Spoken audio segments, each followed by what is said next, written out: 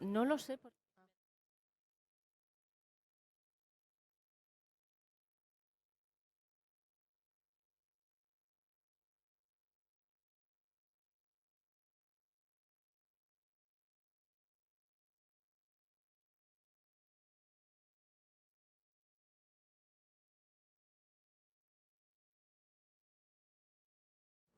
Hola, buenas tardes. Vamos a dar comienzo a la última sesión, a la sesión que va a poner la guinda a esta jornada tan interesante en la que hemos visto muchos aspectos de lo que significa la transformación energética, esta transición ecológica y energética a la que nos estamos encaminando todos, en la que todos somos actores y participantes en este camino. Y queremos cerrar la jornada de hoy hablando del papel que tienen las administraciones públicas, el papel que tienen, en definitiva, las ciudades en esta transformación energética. Las administraciones públicas son un actor principal en uno de los puntos consumidores más intensivos de energía, como son las ciudades. Las ciudades, además, pues todos sabemos, han sido la cuna de las civilizaciones tal como las conocemos hoy en día, han posibilitado el desarrollo de las sociedades, han liderado la acción comercial, la acción a través de los puertos, lo que vamos a ver, y también han sido los principales receptores de los avances tecnológicos y de la innovación. Toda esta innovación, toda esta necesidad de cambio que estamos viendo en la transformación y en la transición ecológica que necesitamos. Las ciudades representan más del 50% de la población mundial. La población mundial vivimos fundamentalmente en ciudades. Más de la mitad de la población desarrollamos nuestra actividad en núcleos urbanos. Las ciudades consumen más del 65% de los recursos energéticos y son las responsables, además, de más del 70% de las emisiones. Por tanto, el papel de las ciudades, el papel de las administraciones públicas como uno de los actores que vertebran las relaciones y las funciones, los servicios que se prestan a esos ciudadanos en las ciudades, es un papel fundamental.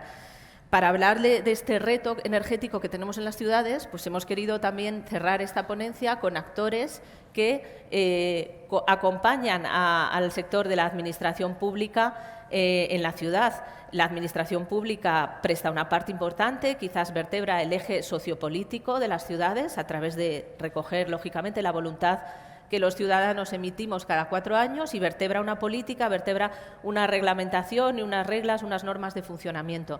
Pero después tiene que estar relacionada con otro eje tecnológico en el que se integran también, pues lógicamente, el sector privado, el sector de empresas públicas también, y que es el que posibilita que esta innovación, que ese avance, esa transformación energética sea posible. En esta mesa tenemos, por tanto, ponentes de sectores de empresas públicas, ponentes también que nos van a hablar de cómo ese sector privado, que es el que conoce y tiene la tecnología, integra esas mejoras energéticas, integra esas renovables que hemos visto que debemos integrar en nuestra red y son capaces de transformar la ciudad, que en definitiva es uno de los objetivos que tenemos también en la transición ecológica. Ya sin más, voy a dar paso a nuestros ponentes. En primer lugar, vamos a tener el aporte de la experiencia, el enfoque de Pablo García Arruga, es el vicepresidente de Cogen España, también está representando a Cogen. Y hemos hablado mucho de la importancia del autoconsumo, de la importancia de la integración de la electricidad en las ciudades. El consumo energético no eléctrico, el consumo energético térmico es también muy importante. Hay muchas infraestructuras, hay muchos edificios que demandan no solo energía eléctrica, sino también energía térmica. Queremos reflexionar un poquito sobre ello y queremos que Carlos nos aporte experiencias y ejemplos de qué papel juega la cogeneración en las ciudades y hacia dónde puede encaminarse. Muchas gracias, Irene. Muchas gracias, en primer lugar, al IDAE por invitar al sector de la cogeneración, a las dos asociaciones, Cogen España y Acogen a esta jornada. Y, bueno, efectivamente, vamos a ver la aplicación que tiene la cogeneración en este entorno urbano de las administraciones públicas, ¿no? Y, bueno, una persona que en su día estuvo en la IDAE y que está ahora en nuestra asociación, al referirme a la cogeneración cuando llegué a este sector y a la hora de dar una charla o exponer algo sobre la cogeneración, me dijo: no des nada por sentado, ¿Por qué? Pues porque evidentemente la energía fotovoltaica, la eólica, todo el mundo se hace la idea de que hay un panel solar o un molino dando vueltas y que eso genera electricidad, pero una cogeneración muchas veces no sabe lo que es, ¿no? Y se parece más a lo que tenemos en el motor de nuestro coche, por ejemplo, que es algo bastante más conocido, ¿no? Entonces, simplemente hacer esta breve presentación de que la cogeneración es la tecnología que a partir de un combustible logra con la mayor eficiencia posible la generación combinada de energía térmica y eléctrica. Esto es pues un ejercicio termodinámico teórico que la realidad pues pone de manifiesto que es así.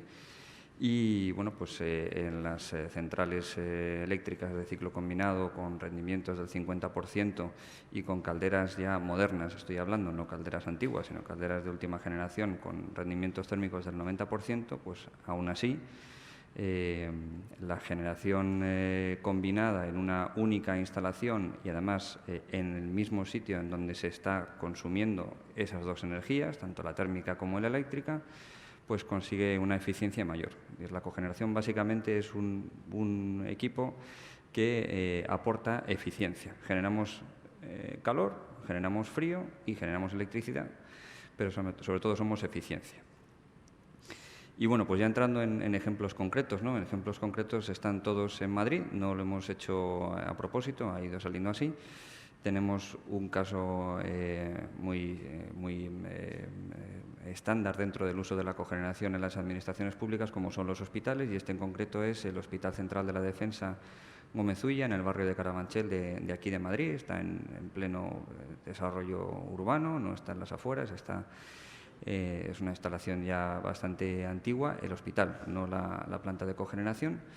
Y pues es un hospital que tiene mucha demanda de energía térmica, que al final es el driver, por así decirlo, principal en este tipo de tecnologías, la alta demanda térmica, porque tienes una lavandería industrial y tiene pues sus cocinas y esterilización.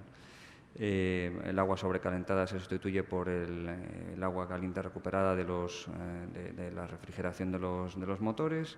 Hay una máquina de absorción que genera ese agua fría, ¿no? Y pues como dato para tener en cuenta es que así como toda la energía térmica, tanto frío como calor, se consume en el hospital, la energía eléctrica excedentaria viene a suponer alrededor del consumo medio de unas 5.000 viviendas, que lógicamente pues la física lleva sus propias leyes, ¿no? Y pues las viviendas alrededor del barrio de Carabanchel, de este hospital, pues están recibiendo, aunque no sean conscientes de ello, una generación eléctrica a pocos metros de estas viviendas, ¿no? Garantizando pues también una mayor fiabilidad en el suministro, etcétera. No me voy a detener en este esquema porque es un esquema que luego se podrá ver si las presentaciones están disponibles más adelante, ¿no? Y pues voy a pasar a otra instalación emblemática, que esta es la del aeropuerto de Barajas. Cuando el aeropuerto se diseñó la Terminal 4 y la Terminal 4 satélite, en el mismo proyecto se incluyó la implantación de una instalación de cogeneración que produjese de forma simultánea el calor, el frío y la electricidad necesaria para el funcionamiento del aeropuerto. Es una planta bastante grande, por lo que suelen ser las plantas de cogeneración, son 33 megavatios eléctricos. Funciona como un auténtico district heating and cooling, ¿no? Porque realmente la extensión de las dos terminales es muy grande. Y además tiene un servicio de emergencia, de tal forma que si en algún momento pues, el aeropuerto se quedara aislado de la red, la central es capaz de forma sostenida, generar la electricidad suficiente para mantenerlo en funcionamiento. Y al igual que en el caso del Hospital Gómez Ulla, pues los excedentes pues los están recibiendo los barrios alrededor del aeropuerto. Y ya por último, digo, por ejemplos concretos, otra tipología de uso distinta es un edificio de oficinas, y es el edificio Cuzco, donde están pues, parte del MITECO, el Ministerio de Industria, es decir, un edificio oficial de oficinas, no tiene mayor misterio, y bueno, pues es una planta más pequeñita, es un megavatio. Se hizo una gestión energética, se renovaron las antiguas calderas de gasoil y los bombeos, se mejoró la calificación energética de una F a una C, y bueno, pues se habla mucho últimamente de la hibridación, ¿no? Bueno, pues esta instalación tiene una pequeña plantita fotovoltaica, y bueno, pues poco a poco quiere ser un poco pionera en esto, ¿no?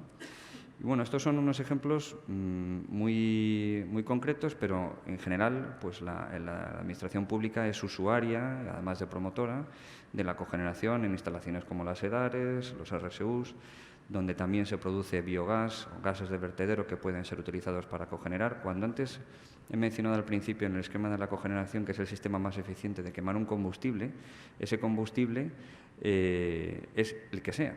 Es decir, generar electricidad y calor con fuel en una cogeneración es más eficiente. Generarlo con carbón en una cogeneración es más eficiente. Con gas es más eficiente en una cogeneración, y en el futuro, cuando caminemos hacia los combustibles verdes, ¿no? hacia el biogás, incluso el hidrógeno, pues la forma más eficiente de generar combinadamente las dos energías es también la cogeneración, ¿no?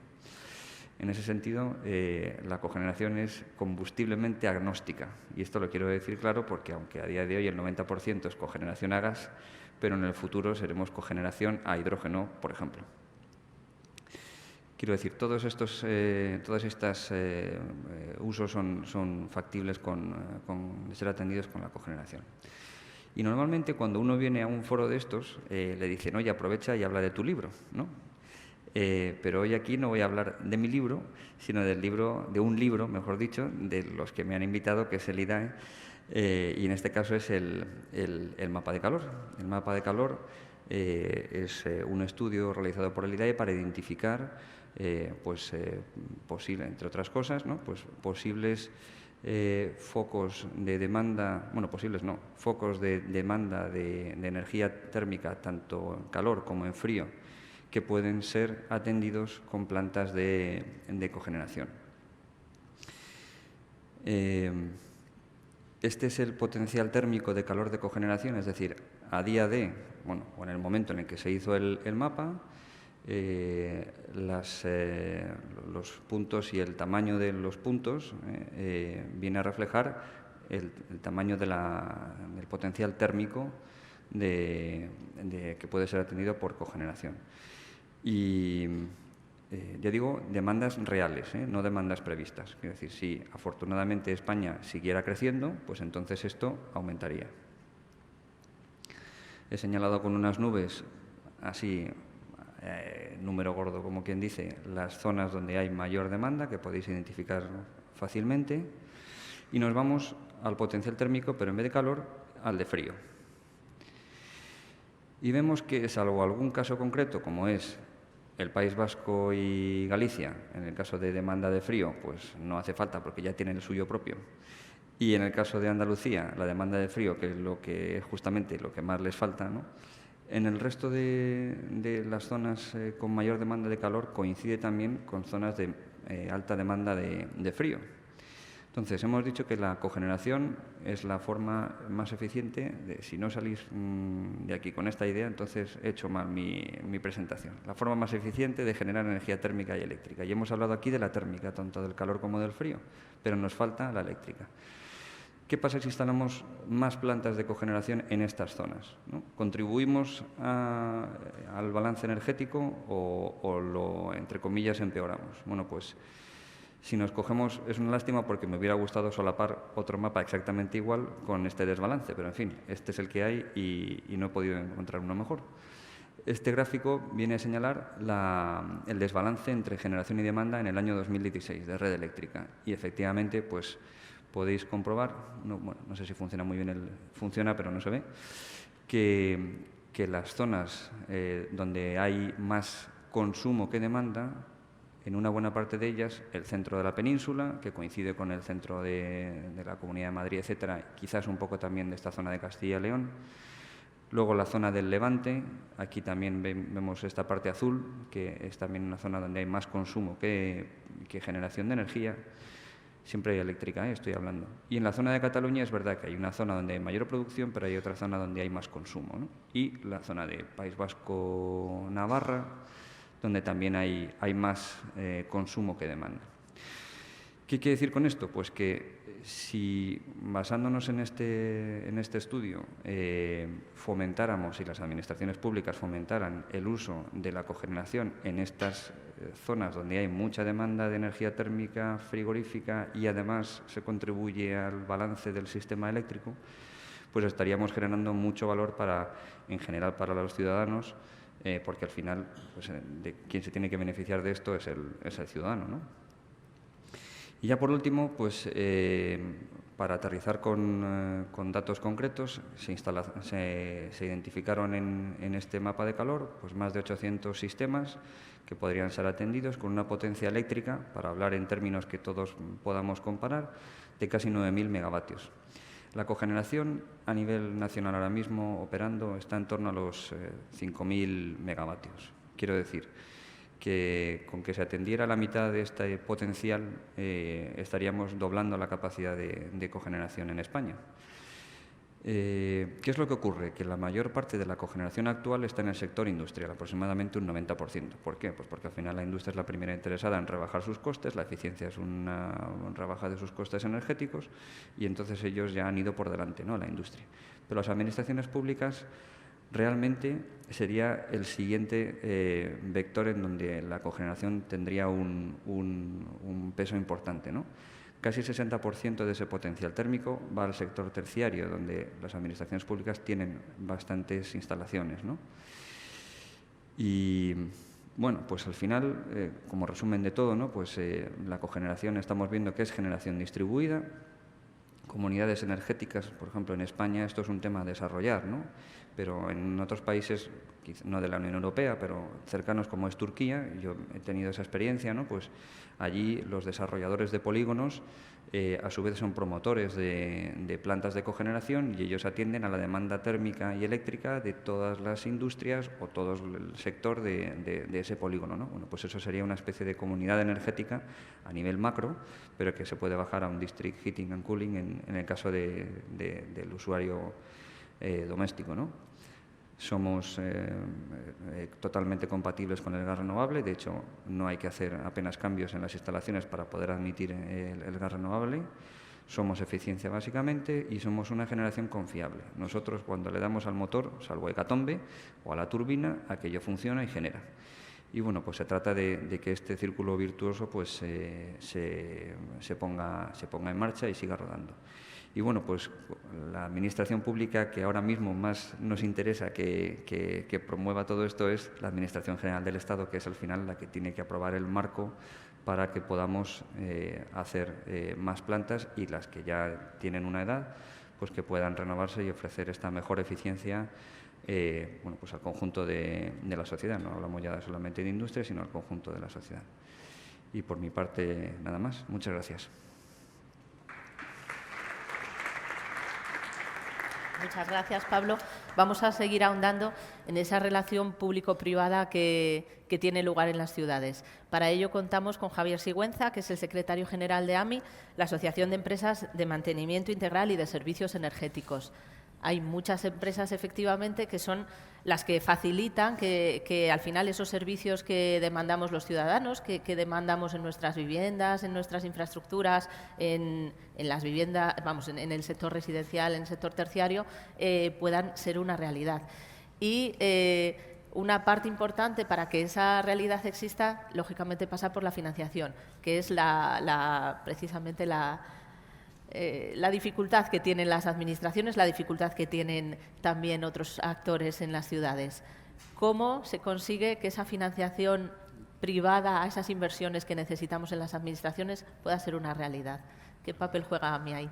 Pues muchas gracias, Irene, y gracias al IDAE por contar con nosotros. Lo voy a hacer de aquí para hacerlo más ágil, así recuperamos un poquito de tiempo, si es que pasa, ¿no? O tengo que... Sí, espérate. No sé si... Ahora.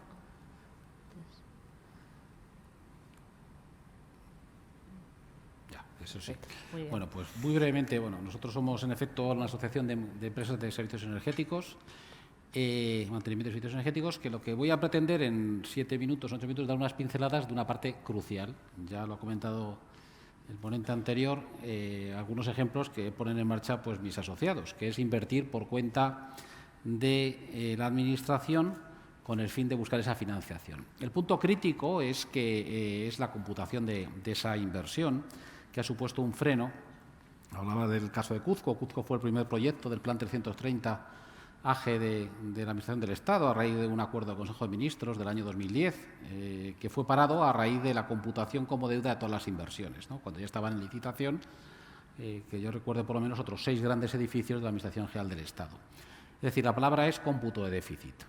En España, como en toda Europa, nos regimos por unas reglas, las reglas que se marcan en lo que se llama clásicamente Eurostat, que es esa oficina estadística que está en Luxemburgo, que informa, entre otras cuestiones, de cómo hay que contabilizar en las cuentas públicas cualquier tipo de contrato, sea el que sea.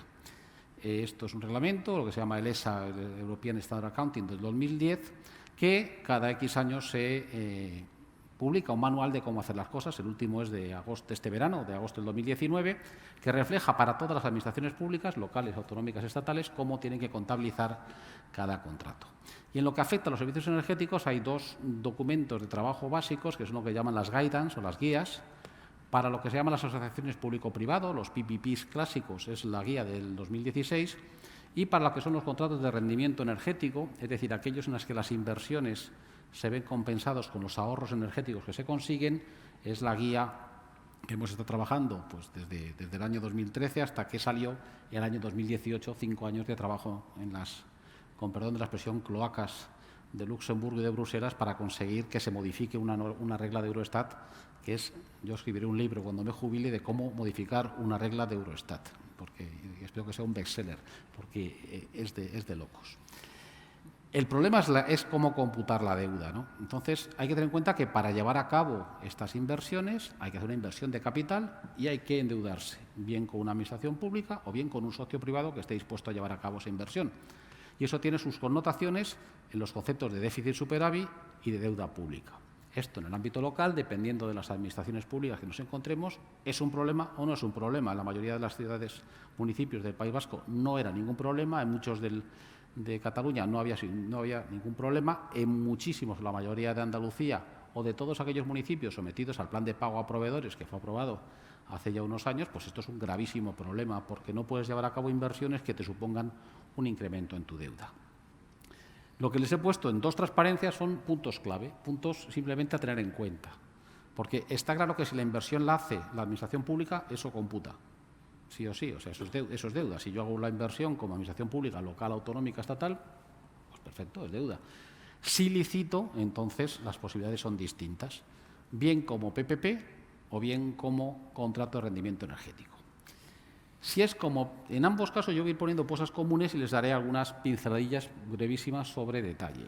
Primer punto, la inversión tiene que hacerla el socio privado. El socio privado me refiero a la empresa, normalmente una empresa de servicios energéticos que lleve a hacer esa inversión. Por tanto, eso es una condición sine qua non. Si la inversión no la hace el socio privado, computa. Segundo punto, en el contrato tiene que reflejarse siempre el riesgo. El riesgo tiene que ser transferido a la empresa.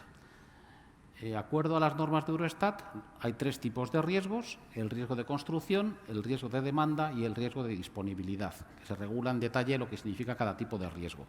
En todo contrato que se licite tiene que ser transferido a la empresa de servicios energéticos, a la empresa adjudicataria, el riesgo de la construcción, para bien y para mal. Si hay una huelga y tengo un retraso de 3 meses, pues es mi problema. Si baja el precio de los equipos, bien para bien. Si suben, mala suerte. Es decir, el riesgo es mío.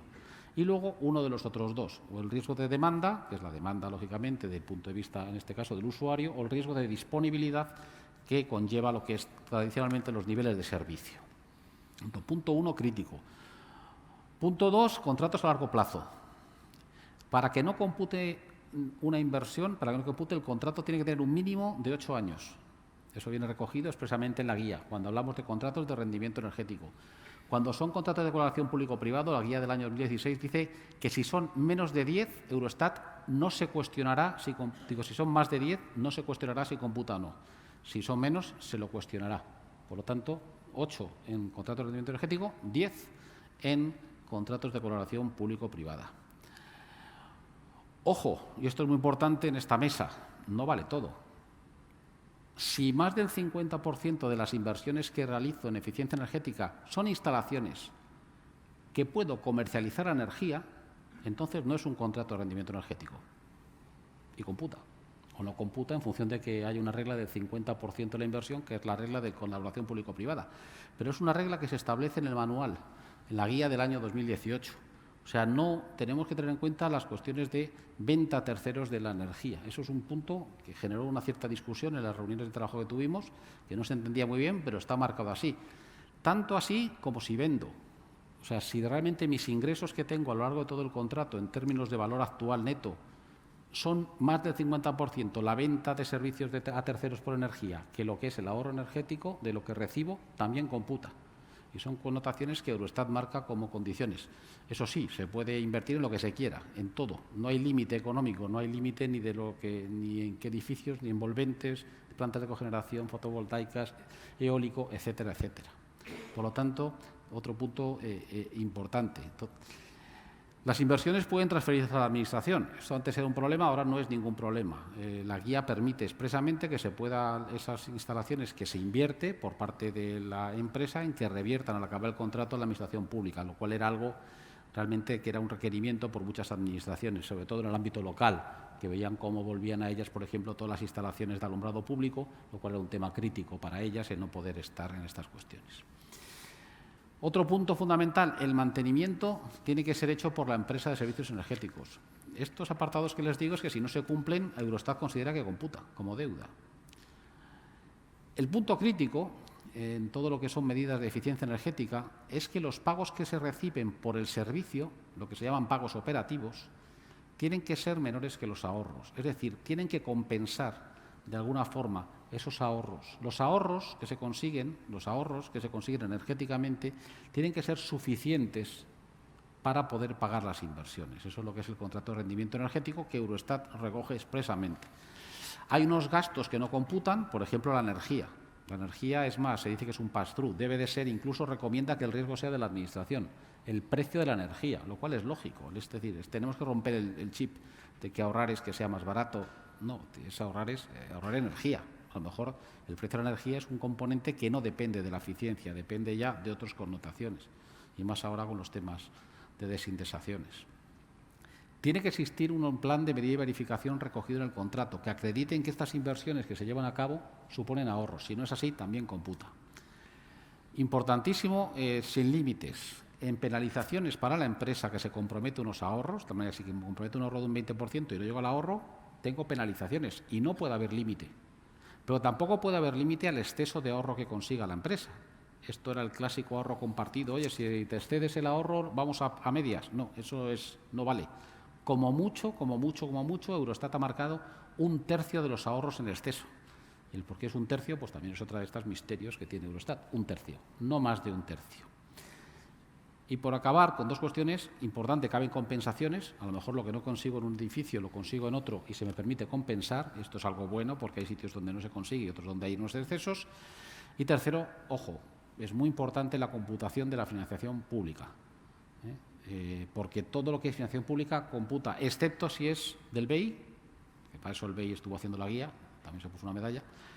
Si es de fondos europeos o si es de cualquier banca internacional, por ejemplo, el Banco de Desarrollo tampoco computa, pero si es financiación pública, sí que computaría la deuda. Y con esto ya lo dejo en 8 minutos. Muchas gracias, Javier. Gracias. Pasamos ahora a hablar del papel que los ciudadanos podemos tener como protagonistas, la herramienta que nos da el autoconsumo y a las administraciones públicas también, en esta transición energética. Tenemos con nosotros a María Colom, que es la directora de Política Energética de UNEF, Unión Española Fotovoltaica. El autoconsumo vuelve a estar sobre el papel, es importante. Le dimos un impulso fuerte el año pasado con el Real Decreto, pero lo que es más importante, que no esté sobre el papel, que esté sobre nuestros tejados. ¿Cómo conseguimos que sea una herramienta a día de hoy a la mano de las administraciones públicas y de los ciudadanos? Muchas gracias, Irene. Muchas gracias a todo el IDAE por invitar a UNEF una vez más a la jornada. Estamos muy agradecidos y me consta que está siendo todo un éxito. Yo también me quedaré sentada, sobre todo porque creo que esta diadema se me puede caer en cualquier momento. Y nada, bueno, el título de la ponencia, Gobiernos locales, medidas a su alcance, ¿no?, para liderar esta transición energética. Por si alguno no sabéis qué es UNEF, veo a alguno de nuestros socios aquí. UNEF es la asociación más representativa en el sector fotovoltaico ahora mismo en España. Tenemos más de 400 socios que representan aproximadamente un 85% del sector en términos de facturación.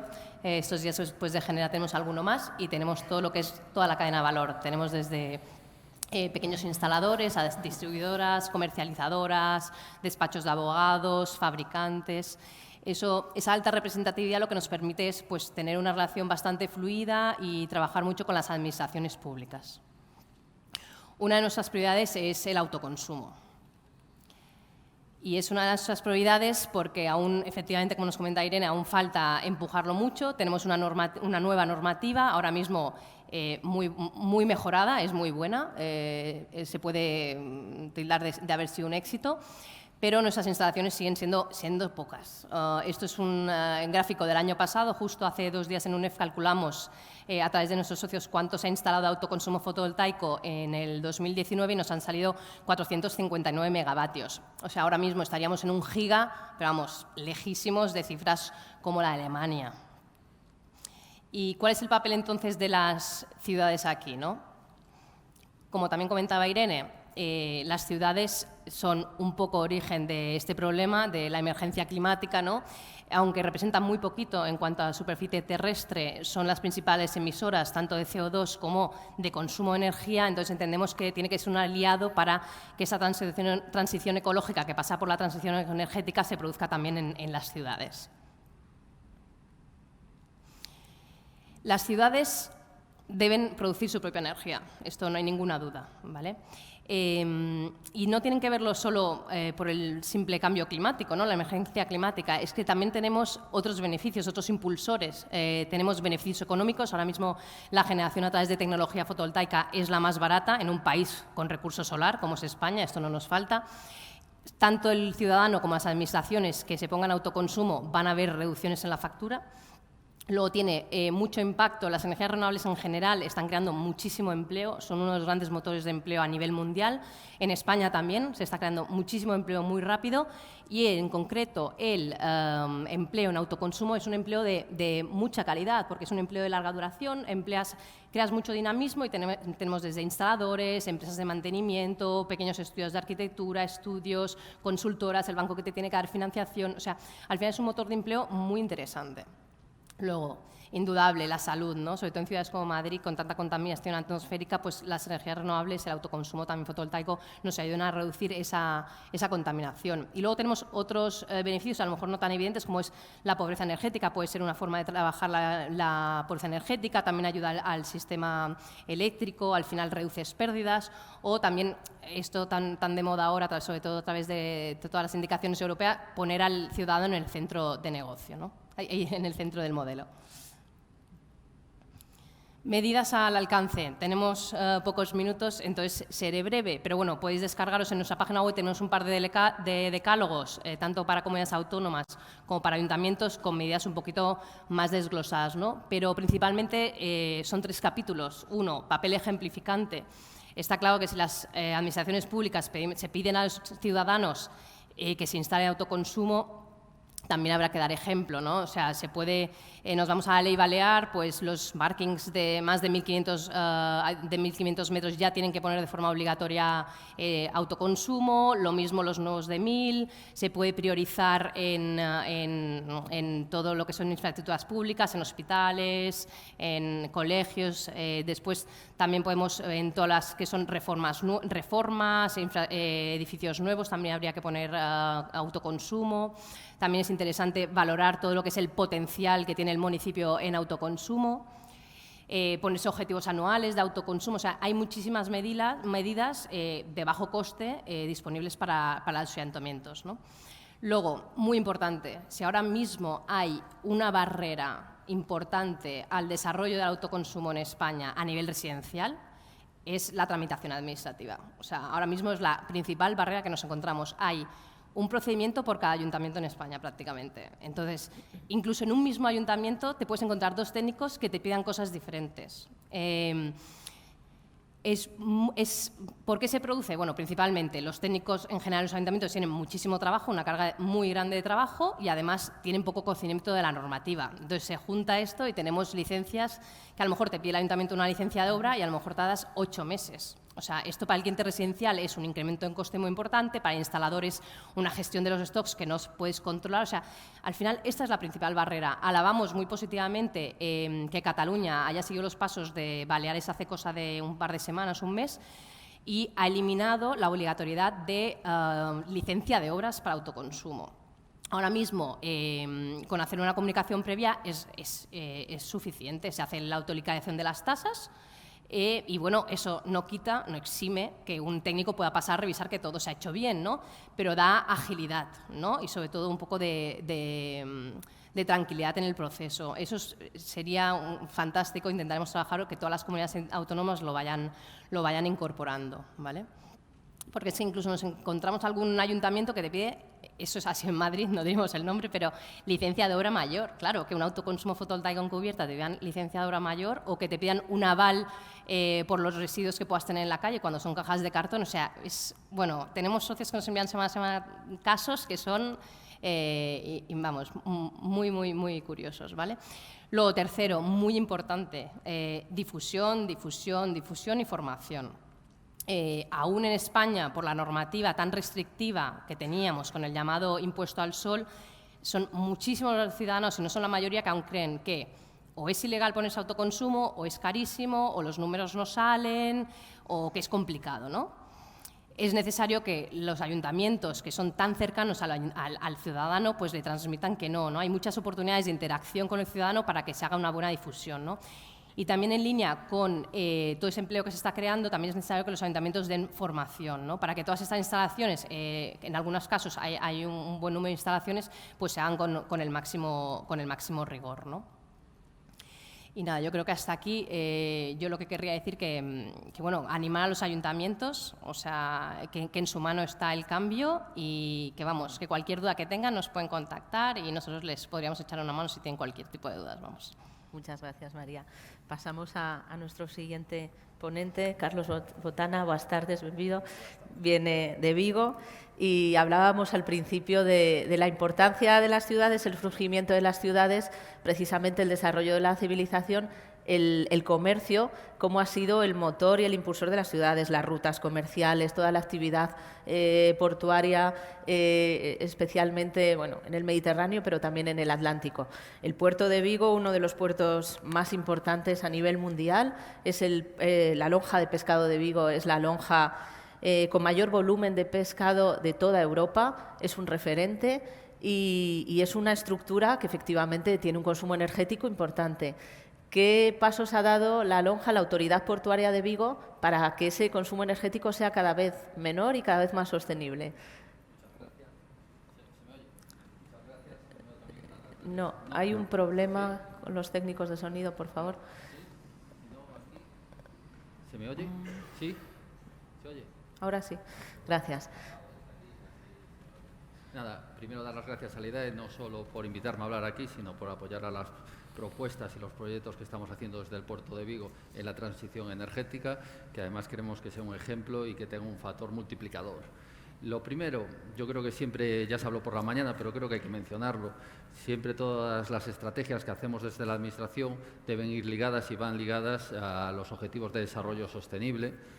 Y aunque parece que es obvio y no haría falta mencionarlo, sí es cierto, salía en la anterior transparencia, tenemos que tener un papel ejemplarizante desde las administraciones. Y eso es algo que nosotros lo tenemos muy claro, porque todas las actuaciones que hagamos nosotros son importantes como puerto, pero son más importantes en el factor multiplicador con las empresas que hay dentro del puerto de Vigo.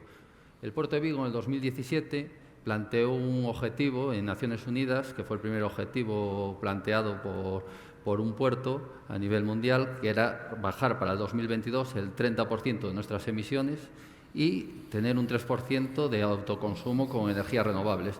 Esto que al principio nos parecía un objetivo que estaba bien, hemos visto que vamos a ir muy por encima de lo que habíamos planteado en Naciones Unidas y vamos a superarlo. Una de las primeras cosas que hicimos fue que, por contrato, toda la energía que compra el puerto de Vigo viene de fuentes renovables, certificado, pues en este caso la empresa que nos lo da es Endesa y nos da el certificado.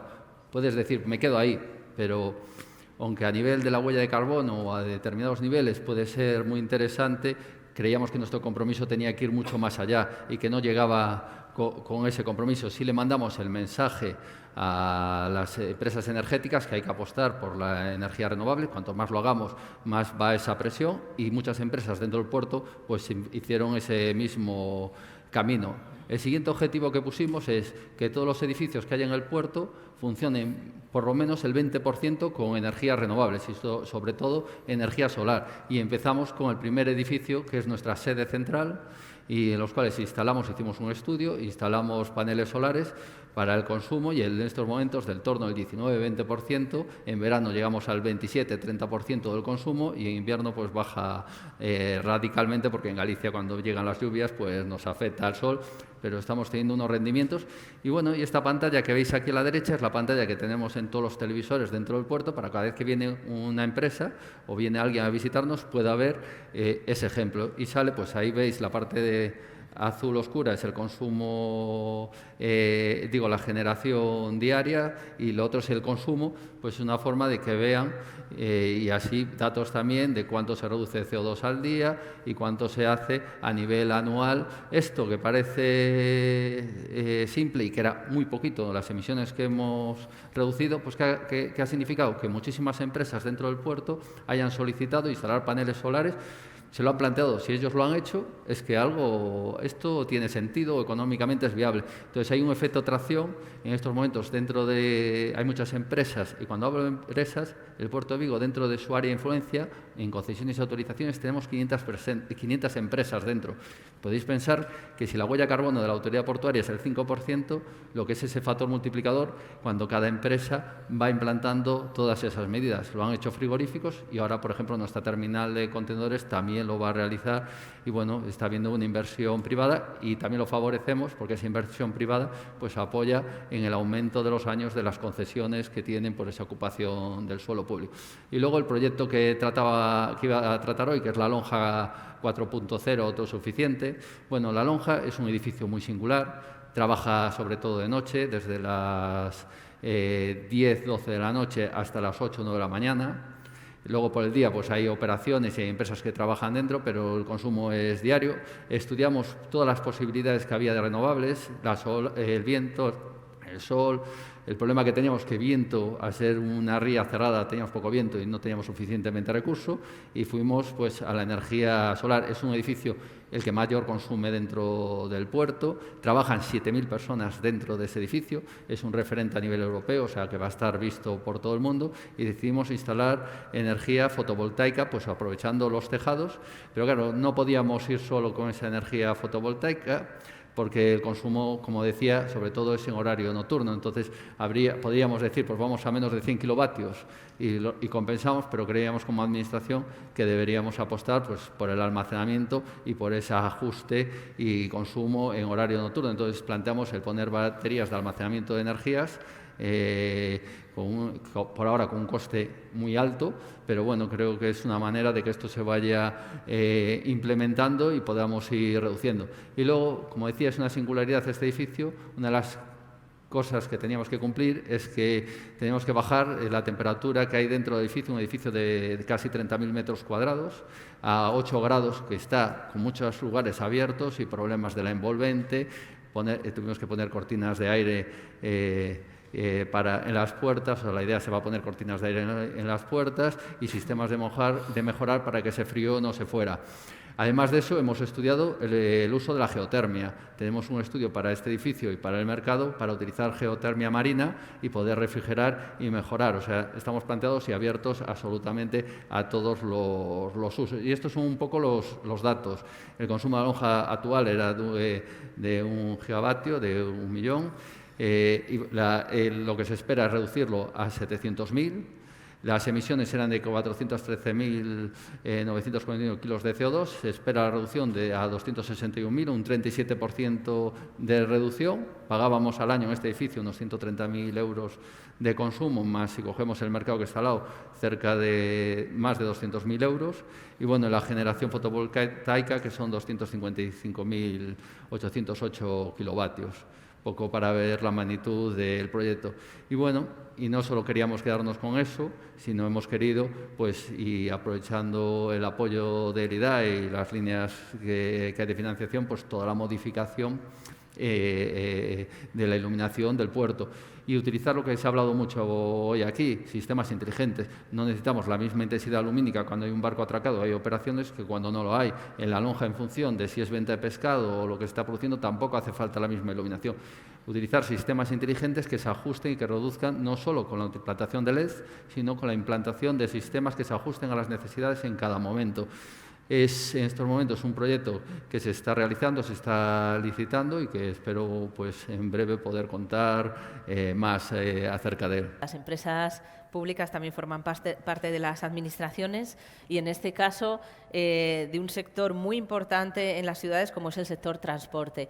Hemos visto ya a lo largo de la jornada la importancia que tiene la movilidad, todas las novedades en cuanto a movilidad eléctrica que están surgiendo y que a veces parece que se enfocan exclusivamente a una movilidad individual. Pero sabemos todos que el eje que vertebra los planes de movilidad urbana es el transporte público colectivo, porque podemos disminuir la huella de carbono de nuestros vehículos, pero si lo sustituimos simplemente por vehículos eléctricos, el problema de la congestión, el problema del tráfico en las grandes ciudades será un tráfico menos intensivo, pero va a ser un problema igualmente. El papel del transporte público colectivo en las ciudades es un papel muy importante y contamos con Alfonso Sánchez, que es el director gerente de la EMT, la Empresa Municipal de Transportes de Madrid, una empresa referente también en lo que es la gestión, en lo que es la diversificación de su flota y de cómo contribuye a esa eficiencia en el transporte público. Cuando Muy quieras, bien, Alfonso. pues muchas gracias, Irene. Muchas gracias al IDAE por la invitación a la Empresa Municipal de Transportes de Madrid a participar en esta jornada. Bueno, lo primero que quiero decir es que MT ha sido pionera en la introducción de vehículos eléctricos y creemos que vamos a seguir contribuyendo a progresar en esta tecnología en el transporte de viajeros de superficie en la ciudad de Madrid, y queremos seguir siendo un referente para el resto de ciudades, tanto españolas como a nivel internacional. Intentaré pasar rápidamente por la historia de la MT y la evolución de la flota en vehículos eléctricos, que viene ya de antiguo. Ya en el año 2000 adquirimos los primeros vehículos eléctricos, situados a la izquierda de la diapositiva. Eran unos vehículos eléctricos que realmente llevaban un motor de combustión que generaba energía eléctrica, por tanto, para la reducción de emisiones no eran muy efectivos, pero eran los primeros pasos para introducir motor eléctrico en la flota de MT. 3 años después, en 2003, Madrid fue una ciudad pionera y la única ciudad europea que participó en 2 proyectos de autobuses cuya energía se conseguía con una pila de combustibles. Se utilizaron 4 autobuses, 3 en el proyecto CUTE y 1 en el Citicel. El CUTE con pila de combustible, el Citicel era un híbrido para llevar la energía eléctrica a un acumulador. Con posterioridad, el verdadero hito y cambio en la flota de autobuses de la MT para pasar a tecnología eléctrica fue en 2007, cuando adquirimos 20 minibuses eléctricos que siguen operando en la actualidad por el centro de la ciudad de Madrid. Y ante la falta de autobuses de 12 metros convencionales, que es la mayoría de la flota de MT en el mercado, en el año 2010 transformamos 4 autobuses diésel a modo híbrido. Se instalaron los autobuses ultracondensadores para recuperar energía de la frenada y conseguimos reducir el combustible en un 20% aproximadamente. Con posterioridad se adquirieron autobuses de GNC híbridos, adquirimos una flota de 23 autobuses, 10 no enchufables y 13 enchufables, y en 2017 5 de estos autobuses los transformamos en la primera línea, los transformamos en eléctricos completamente y creamos la línea 76 de la MT, que fue la primera línea de inducción en España, pionera en Europa también, con carga nocturna en nuestros centros de operaciones y con carga de oportunidad, porque la carga no daba suficiente para operar todo el día, con carga de oportunidad en la propia línea.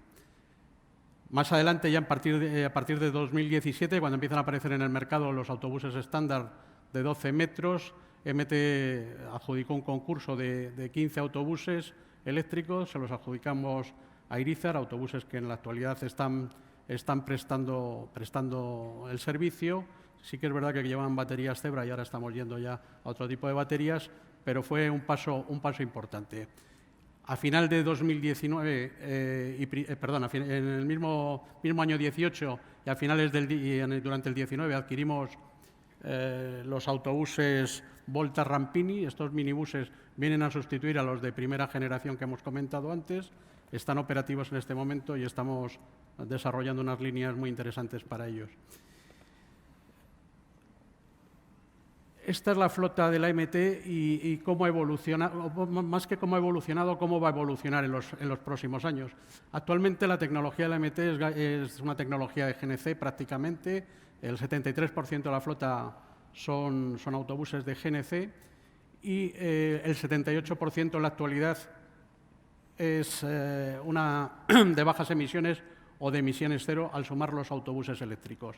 A final de 2019 tenemos unos 50 autobuses eléctricos en la flota, pero vamos a ir incrementando paulatinamente hasta 123 a final de este ejercicio 2020 y seguiremos comprando a razón de 50 autobuses durante esta legislatura, 50 autobuses eléctricos al año y con un programa de comprar 100 autobuses eléctricos por año en los cuatro años siguientes. De manera que la flota evolucionará aproximadamente, a final de esos 8 años, habrá evolucionado a que 1/3 de la flota de MT sea completamente eléctrica y 2/3 de la flota sean de gas.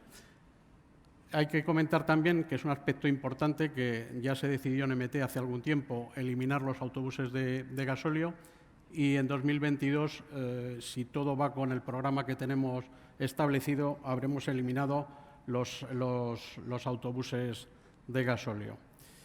En cuanto a los centros de operaciones, en la MT tenemos 5 centros de operaciones que aproximadamente, unos más grandes que otros, pero la media son unos 400 autobuses por centro de operaciones y ahí tenemos que convivir en estos momentos con diferentes combustibles en dichos centros. Sí que es verdad que tuvimos un hito en 2010 cuando inauguramos el centro de San Chinarro, que es exclusivamente de GNC, y el hito que esperamos conseguir y que esperamos arrancar la obra a finales de este año o primeros del que viene es en el Centro de Operaciones de la LIPA, es uno de los más antiguos que tiene la MT actualmente, pues pretendemos construir un centro de operaciones para 330 autobuses eléctricos. Como no vamos muy bien de tiempo, voy a intentar pasar a un vídeo. Bueno, aquí tenemos un poco la evolución de la flota que contaba con anterioridad, pasar en el año 2023, final de esta legislatura, a 273 autobuses eléctricos y en 2027 esos 673. La flota que tenemos, como decía anteriormente, es de unos 2.100 autobuses, por eso decía que prácticamente 1/3 de la flota en ese año 2027 será eléctrica. No sé si podemos ver. No Está cargado. No veo que pueda saltar el vídeo desde aquí. A ver, No salta. Se a está ver si cargando. conseguimos Sí, que salte. Sí. eso es.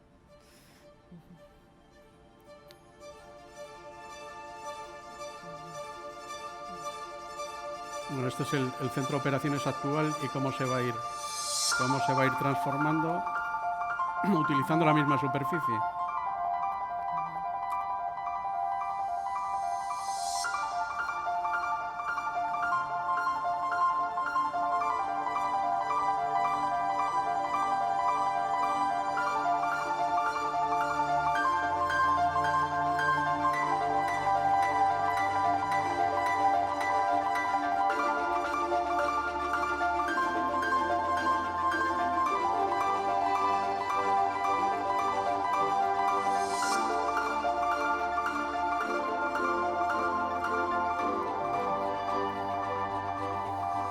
La idea es que en la cubierta es montar aproximadamente más de 7.000 placas solares.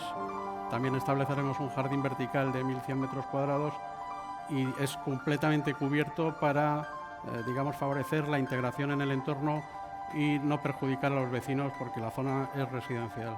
En la parte superior lo vemos.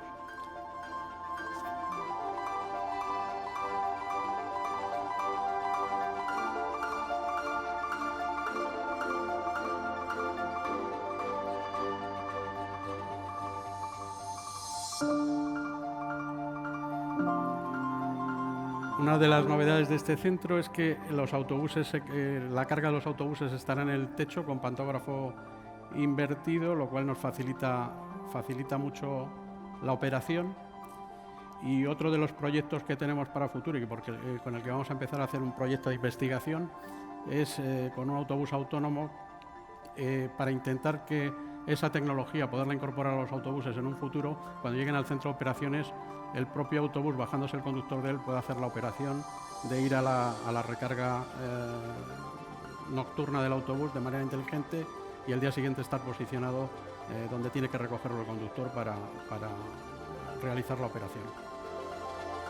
Creo que el vídeo lo podemos dar por concluido, por no extenderme mucho más. Simplemente comentar que el Ayuntamiento de Madrid ha aprobado la Estrategia de Sostenibilidad Ambiental Madrid 360 para reducir las emisiones contaminantes y que meteorológicamente está alineado y próximamente tendremos grandes novedades en Madrid, como es, vamos a establecer la primera línea de cero emisiones, es decir, operada exclusivamente con autobuses eléctricos de carga nocturna y además con cero coste para los usuarios del transporte público. Van a ser dos líneas que circulen por el distrito centro de Madrid y queremos con ello contribuir a la mejora de la calidad del aire de la ciudad de Madrid.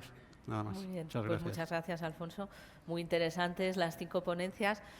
Son ya las 7, pero yo creo que si hacemos una ronda muy cortita, muy breve de preguntas y nos comprometemos a responder en un minuto, podemos ponerle la guinda a esta jornada y no dejarnos nada en el tintero, no dejar ninguna reflexión, ninguna novedad de las que hemos traído en esta reflexión sobre lo que es la transformación energética en las ciudades y que nuestro público, que ha tenido la paciencia de aguantar hasta la última ponencia, pues se vaya con toda la información disponible. Seguimos la ronda, si te parece, Alfonso, en tu persona y quería que nos hablases un poquito efectivamente de esas novedades en electromovilidad, de ese nuevo modelo de autobús que nos acabas de dar un adelanto.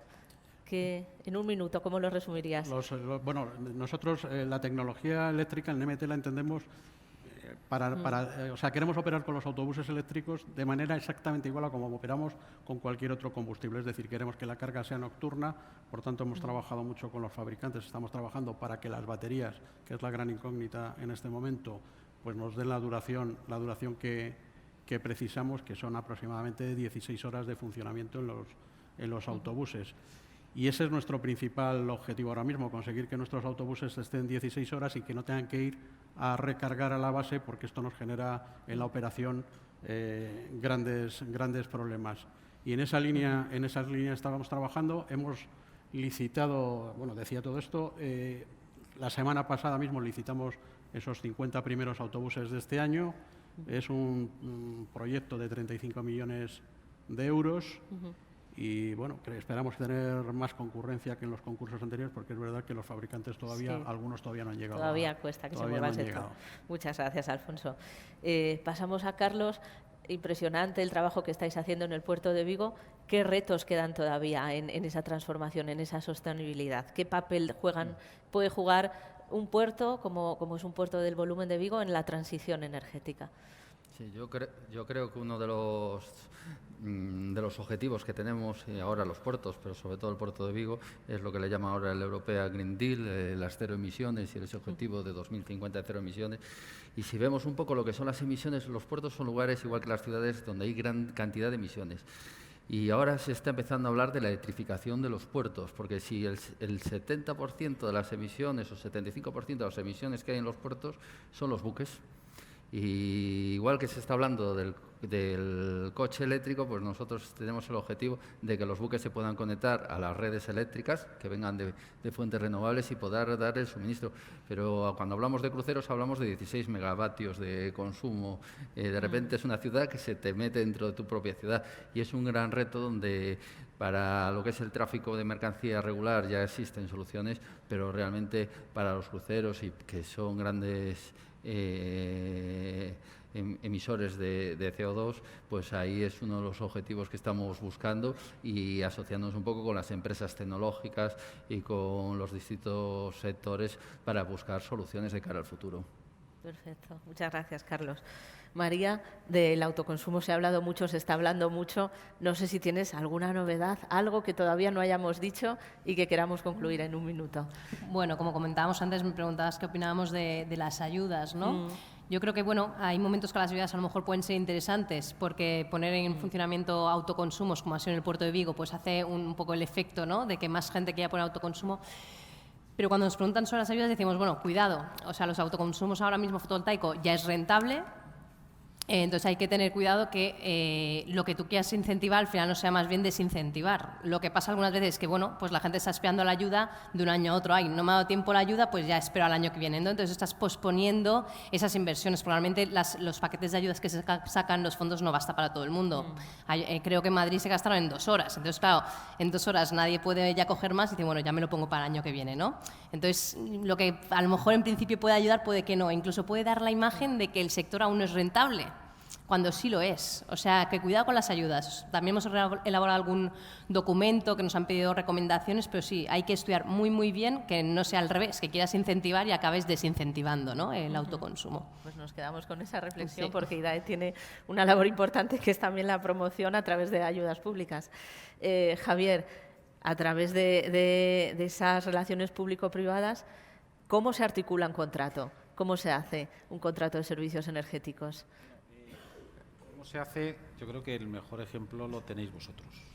O sea, porque a raíz de la publicación de las nuevas normas de Eurostat y también de la nueva ley de contrato del sector público, que todos estos señores pues tienen que tener en cuenta a la hora de licitar, pues por parte del IDAE se ha generado unos nuevos modelos de contrato, nuevos modelos que participamos las asociaciones en el desarrollo de las mismas, nuevos modelos en los que ha participado también el personal, lógicamente, del IDAE, nuevos modelos donde se ha pedido la opinión a la Junta Consultiva de Contratación Pública, que es el organismo que de alguna forma da una cierta, no validez, pero una opinión favorable a dichas licitaciones. Y lo que falta es la opinión de la oficina de Eurostat de no computar. Esto se ha conseguido en otro modelo de contrato que está publicado y que ya se ha licitado, que es el modelo que publicó el Instituto Catalán de la Energía, un modelo que se anticipó un poco al del IDAE. Ese modelo sí que tuvo el visto bueno de la Intervención General de Cataluña y de la participación de la Abogacía General de Cataluña, por lo tanto tiene unos visos de no computación de deuda y de legalidad con todos los filtros, y de hecho pues la muestra está en que ya han salido a licitación y se han adjudicado los primeros contratos de servicios energéticos, no de alumbrado, porque de alumbrado ya tenemos cientos por toda España, pero sí con aplicación de tecnologías eficientes, de fotovoltaica, renovables, etcétera, en Cataluña, y ha salido así. O sea que la labor público-privada en generación de herramientas funciona. Muy bien. Y ya por finalizar, Pablo, ese último empuje que necesita la cogeneración para ser una realidad en las administraciones públicas. ¿Qué faltaría? ¿Qué es necesario para el sector? Pues básicamente lo que necesita la cogeneración para poder seguir su camino es un marco regulatorio, un mecanismo que otras energías que están dentro del régimen retributivo específico, como la eólica, la fotovoltaica, incluso la biomasa, han tenido, ¿no?, en estos últimos años, un mecanismo de concurrencia competitiva para que puedan bueno, pues promoverse proyectos nuevos y bueno, pues los que están, pues que se puedan también renovar, mejorar su eficiencia, reducir sus emisiones, generar mayores eficiencias y ahorros, ¿no? Pero sobre todo para las administraciones públicas que no son de la Administración General del Estado, por así decirlo, y que nos apoyan bastante, tanto a nivel autonómico como local, pues eso, que tengan ese marco para que puedan, dentro de la diversificación de energías que hacen en sus actuaciones, pues incluir a la cogeneración dentro del paquete de fuentes de energía que les ayuden a llegar a sus objetivos. Eso es lo que hace falta, un mecanismo de subasta o concurrencia competitiva que nos permita desarrollar proyectos nuevos. De acuerdo. Pues muchas gracias a los 5 ponentes de esta tarde, gracias a los ponentes que han estado a lo largo de toda la jornada, de esta extensa jornada, acompañando al IDAE, acompañando a todos estos elementos que hemos ido desgranando. Y nada, les emplazamos a nuevas jornadas, a nuevas oportunidades en las que vamos a seguir trabajando y hablando sobre la transición energética. Gracias a los asistentes también, muy amables. Gracias.